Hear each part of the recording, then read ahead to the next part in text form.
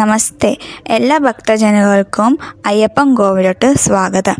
ഇന്ന് വൃശ്ചിക മാസത്തിലെ തൃക്കാർത്തിക വെളുത്തെന്ന് പറഞ്ഞാൽ നമ്മുടെ ആത്മവിശ്വാസവും പ്രതീക്ഷയും ആണ്. ഇന്ന് കാർത്തിക വിളക്ക് കത്തിക്കാൻ എല്ലാ ഭക്തജനങ്ങൾ വന്നിട്ടുണ്ട്. ഞാൻ ഇനി അമ്പലത്തിലോട്ട് കയറണു. ഇനി നമുക്ക് ശിവഭഗവാന്റെ അടുത്തൊന്ന് പോയിട്ട് വരാം.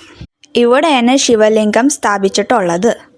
ദീപം തെളിക്കാൻ വേണ്ടി ഞങ്ങൾ ചട്ടിയിൽ എണ്ണ ഒഴിച്ച് തിരിയിട്ട് വെച്ചിട്ടുണ്ട്.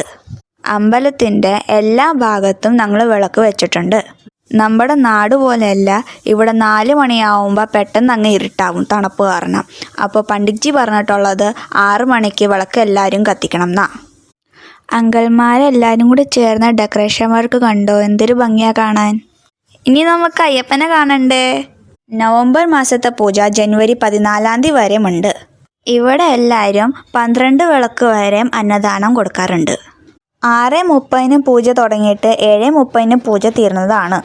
പണ്ഡിറ്റ്ജി പടിക്കിടാനുള്ള കാര്യങ്ങളെല്ലാം ചെയ്തു വെച്ചിട്ടുണ്ട്. ഞാൻ നിൽക്കുന്ന സ്ഥലത്ത് ഹിന്ദിക്കാരും ഉണ്ട്, മലയാളികളും ഉണ്ട്. അയ്യപ്പൻ്റെ അമ്പലത്തിൽ മലയാളികൾ എല്ലാ അങ്കിൾമാരും കൂടെ നിന്നാണ് പാട്ട് പാടണേ. അമ്പലത്തിൽ എത്തിയപ്പോൾ പണ്ഡിറ്റ്ജി എനിക്ക് കുറേ പൂ തന്നു. ചെത്തിപ്പൂവാണ് തന്നത്. അതെല്ലാം ഒന്ന് ഒരുക്കി കൊടുക്കാൻ എന്നോട് പറഞ്ഞു. ഇതെൻ്റെ അനിയനാണ്. അവൻ്റെ നാളെ കാർത്തികയാണ്. അപ്പം അവനാണ് ഇന്ന് വിളക്ക് കത്തിക്കണത്. അങ്ങനെ എല്ലാവരും കൂടി കാർത്തിക ദീപം തെളിച്ചു. ഇതാണ് ഞങ്ങളുടെ മനോജ് അങ്കിളാണ് അയ്യപ്പൻ്റെ പാട്ടെല്ലാം പാടണേ.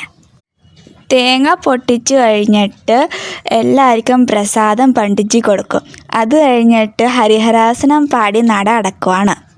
അത് കഴിഞ്ഞിട്ട് എല്ലാ ഭക്തജനങ്ങൾക്കും അന്നദാനം കൊടുക്കുന്നു. ആദിയും ഉണ്ണിയും ആദിത്യനും കൂടിയാണ് തേങ്ങ ഉടക്കണത്.